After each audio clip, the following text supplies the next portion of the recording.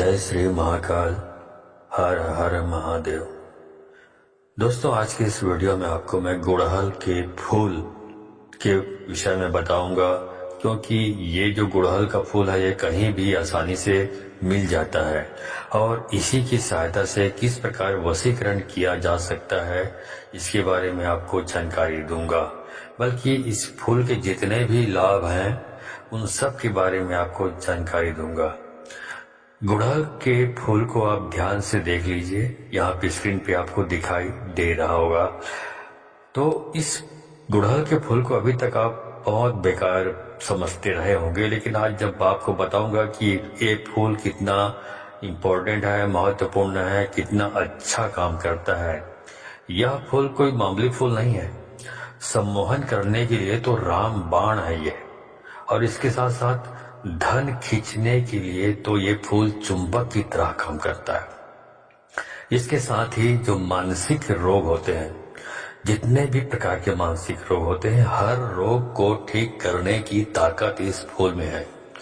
तो इन सब चीजों के बारे में आपको बारी बारी से आपको बताऊंगा। तो इसके बारे में आप जानना चाहते हैं तो मेरे इस वीडियो पे बने रहें, और साथ में चैनल पे पहली बार आए हैं तो चैनल को सब्सक्राइब करना ना भूलें। साथ में बेल आइकन को क्लिक कर लें।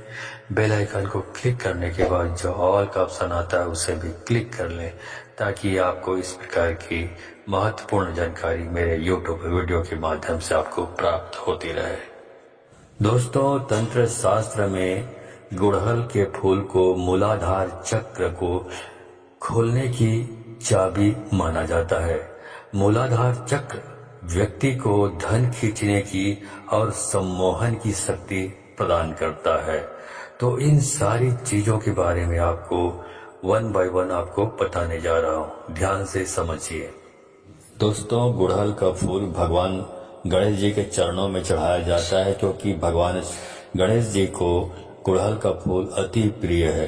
तो जो भक्त लोग भगवान गणेश जी के चरणों में फूल चढ़ाते हैं वो इसलिए चढ़ाते हैं क्योंकि उनको पता होता है कि भगवान गणेश जी के चरणों में गुड़हल का फूल चढ़ाने से उनके जो रुके हुए कार्य हैं, जो भी कार्य अटके हुए हैं, जो भी विघ्न बाधाएं आ रही है, वो सारे के सारे विघ्न बाधाएं या जो रुकावटें हैं वो हट जाती है, छट जाती है और उनको अपने काम में सिद्धि प्राप्त होती है।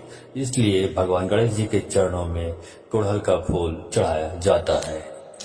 दोस्तों, गुड़हल का फूल इस्तेमाल किया जाता है उन लोगों के लिए जिनका मणिपुर चक्र बिल्कुल कमजोर हो गया है।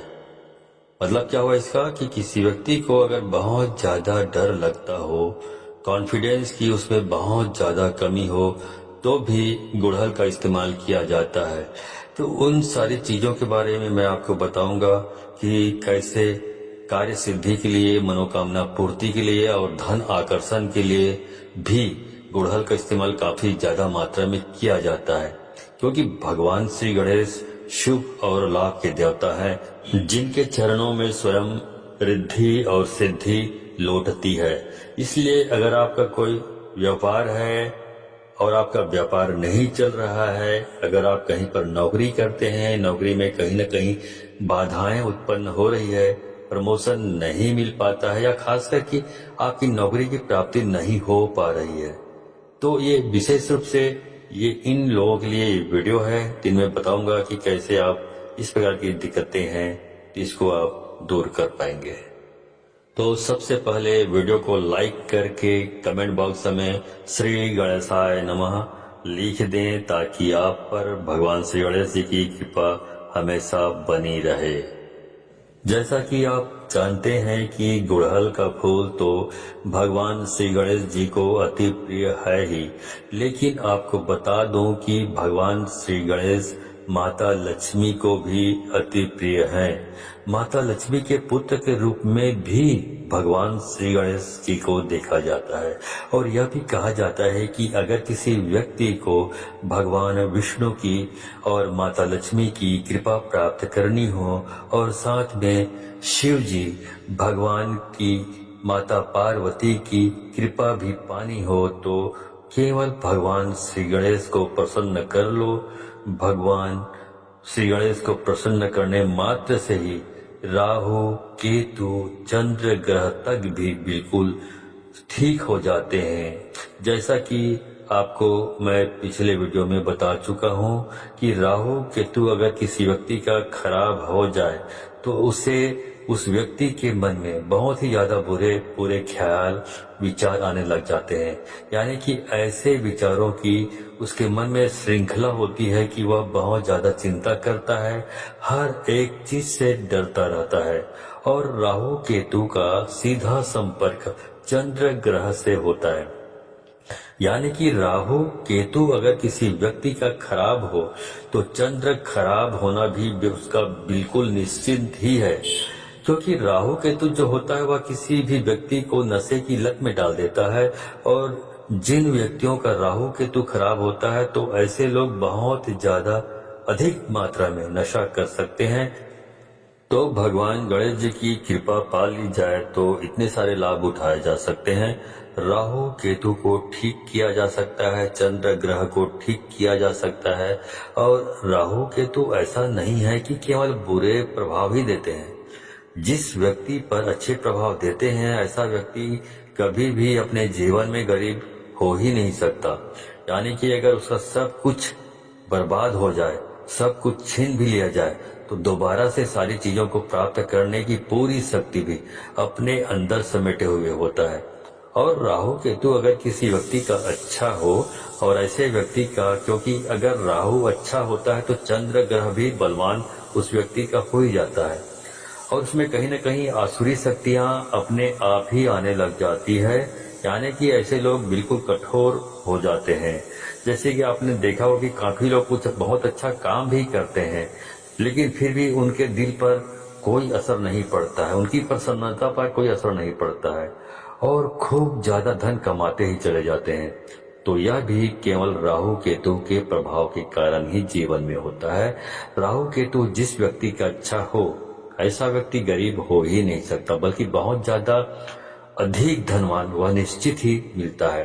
तो इन सारी चीजों को प्राप्त करने के लिए, अपने जीवन में अच्छा करने के लिए विशेष रूप से भगवान श्री गणेश की कृपा पाना बेहद आवश्यक है और बहुत ज्यादा जरूरी भी है।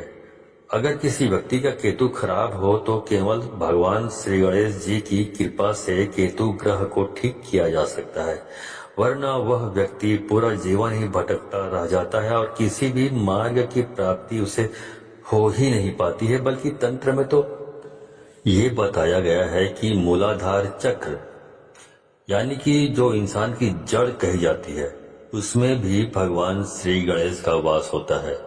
और अगर किसी व्यक्ति का मूलाधार चक्र यानी कि भगवान श्री गणेश का स्थान वह बिगड़ जाए तो ऐसे व्यक्ति पूरा जीवन अपने डर के साथ व्यतीत करता है। छोटी छोटी चीजों से डरता है, हवा से डर जाता है, खुद को देखने से डर जाता है। और खास करके जितने भी लोग होते हैं जिनको मानसिक परेशानी किसी न किसी प्रकार की होती है या जिन पर तंत्र क्रियाएं आसानी से हो जाती है, टोटके आसानी से हो जाते हैं, दूसरे लोगों का प्रभाव उन पर आसानी से पड़ जाता है।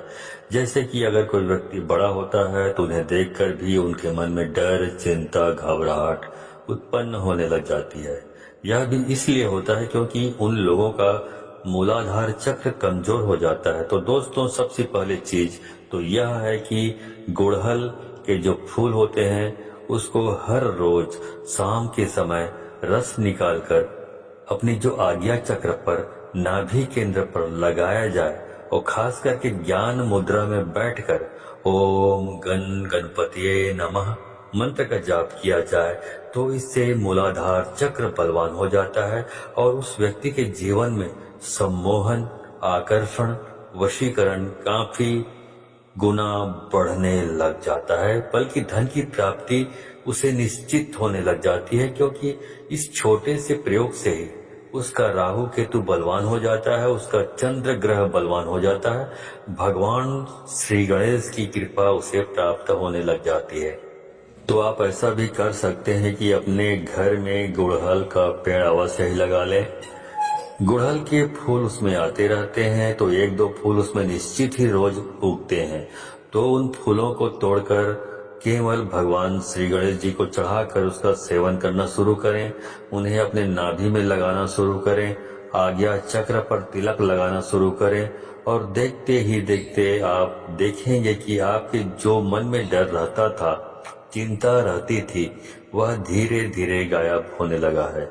आपका दिल मजबूत बलवान बनने लगा है, क्योंकि मूलाधार चक्र अगर किसी व्यक्ति का बलवान बन जाए तो सबसे पहला प्रभाव उस पर यही पड़ता है कि वह बिल्कुल निडर हो जाता है और बिल्कुल शांति स्वरूप में आ जाता है।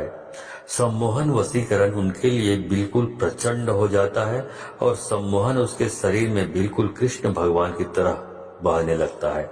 यानी कि जिस भी व्यक्ति की वह कामना करता है, वह व्यक्ति उसके पास अपने आप ही खींचा चला आता है। ओम गण गणपतिये नमः, यह भगवान श्री गणेश जी का मूल मंत्र है। तो ओम गण गणपतिये नमः यह तांत्रिक मंत्र भी कहा जाता है। इससे अधिक प्रभाव होते हैं, जिसमें होता यह है कि यह तांत्रिक मंत्र ही होता है, तो यह भी आप बिना किसी परेशानी के जाप कर सकते हैं। बल्कि अगर आपके पास सफेद हकीक की माला है या फिर कमलगट्टे की माला है, तो इन दोनों माला से इस मंत्र का जाप किया जा सकता है। रुद्राक्ष की माला का इस्तेमाल इसमें आपको बिल्कुल भी नहीं करना है। गांठ बांधने अच्छी तरह समझ लें। काले हकीक की माला का इस्तेमाल भी आपको बिल्कुल भी नहीं करना है। गुड़हल के फूल से सम्मोहन के प्रयोग भी किए जाते हैं। अगर पत्थर पर पीसते हुए किसी व्यक्ति का ध्यान किया जाए, जिसे आप अपने जीवन में आकर्षित करना चाहते हैं, सम्मोहित करना चाहते हैं और यूं चाहते हैं कि सामने वाला व्यक्ति आपसे बिल्कुल धोखा ना करे, आपसे बंधा रहे, आपके प्रेम में रहे, हमेशा आपसे प्रेम करे, आपसे बिल्कुल भी नफरत ना करे, तो आपको केवल इतना करना है कि आपकी जितनी उम्र है उतने ही गुड़हल के फूल, या फिर आपके पार्टनर की जितनी उम्र है उतने फूल भी लिए जा सकते हैं और उन्हें पत्थर पर पीसते हुए गंगा जल का इस्तेमाल करते हुए उस व्यक्ति का ध्यान करें जिसको आप अपने जीवन में बांधना चाहते हैं, खुद को बांधना चाहते हैं, प्रेम में बांधना चाहते हैं। उस व्यक्ति का ध्यान करते हुए ओम गण गणपतिये नमः इस मंत्र का मन ही मन में जाप करते रहें और उस व्यक्ति का ध्यान बनाए रखें, उसको अपने दिमाग में उसका चित्र लाते रहें और रोजाना इस तिलक को खुद भी लगाएं। और अगर उस व्यक्ति को तिलक लगा सकते हैं, संभव है, तो आप अपने अनामिका उंगली से उस व्यक्ति को तिलक लगाना भी शुरू करें। क्योंकि बहुत सारी महिलाओं की यही परेशानी होती है कि उसका पति उनसे बिल्कुल भी प्यार नहीं करता है, शादी करने के बावजूद भी दूसरी लड़कियों से संपर्क रखता है। तो उसे अपने वश में करने के लिए केवल आपको इतना करना है, ये जो प्रयोग मैंने अभी आपको बताया है, तो इसी के माध्यम से उस तिलक को अपने हाथ से अनामिका उंगली से उस व्यक्ति को लगाना शुरू करें और आप खुद देखेंगे कि उसके मन में किस प्रकार से प्रेम उठने लगा है और आपके प्रति सम्मान, सम्मोहन उसके मन में काफी ज्यादा बढ़ जाएगा। ये प्रयोग किसी भी व्यक्ति को आकर्षण और सम्मोहन में बांधने के लिए किया जा सकता है। धन आकर्षण, नौकरी प्राप्ति के लिए भी, नौकरी में प्रमोशन प्राप्ति के लिए भी नाभि में अगर गुड़हल के फूल का रस लगाया जाए, रोजाना नहा धोकर लगाया जाए, तो इससे नौकरी में प्रमोशन की प्राप्ति होती है, तरक्की मिलती है, नौकरी में सफलताएं मिलती चली जाती है। बल्कि अगर आप नौकरी की तैयारी कर रहे हैं तो विशेष रूप से इस प्रयोग को करना चाहिए आपको, क्योंकि इसमें बुद्धि भी बलवान होती है। भगवान श्री गणेश को बुद्धि का देवता भी कहा जाता है। इसी के साथ जिस टेबल पर, जिस कुर्सी पर बैठ आप कार्य करते हैं, व्यापार करते हैं, नौकरी करते हैं या पढ़ाई करते हैं, वहां पर एक सफेद गणपति की मूर्ति अवश्य ही रखा करें।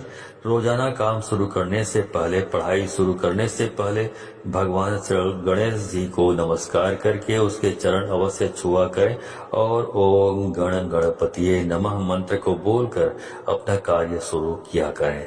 इससे सारी बाधाएं तुरंत हट जाती हैं, काफी लाभ की प्राप्ति होती है। ऐसे व्यक्ति के अंदर शांति अपने आप ही बनने लग जाती है, वह सुख में बहने लग जाता है, जैसा कि वीडियो की शुरुआत में मैंने आपको बताया। शिव परिवार, विष्णु परिवार, अगर दोनों की ही कृपा प्राप्त करनी है तो केवल भगवान श्री गणेश के माध्यम से सभी की कृपा पाई जा सकती है। सारे राहु केतु ग्रह की कृपा पाई जा सकती है, चंद्र ग्रह की कृपा पाई जा सकती है, जो अचानक से किसी व्यक्ति के जीवन में धन प्राप्ति की योग बनाते हैं। तो ये सारी चीजें हमने आपको बता दी है। तो इस वीडियो को यदि आपको लगता है कि बहुत अच्छी जानकारी लगी है तो इस वीडियो को अधिक से अधिक लोगों को शेयर करें, ताकि अधिक से अधिक लोग इस जानकारी से परिचित होकर इसका लाभ उठा सके। तो आज के लिए बस इतना ही, मिलता हूँ अगले वीडियो में। तब तक के लिए धन्यवाद। जय श्री महाकाल। हर हर महादेव।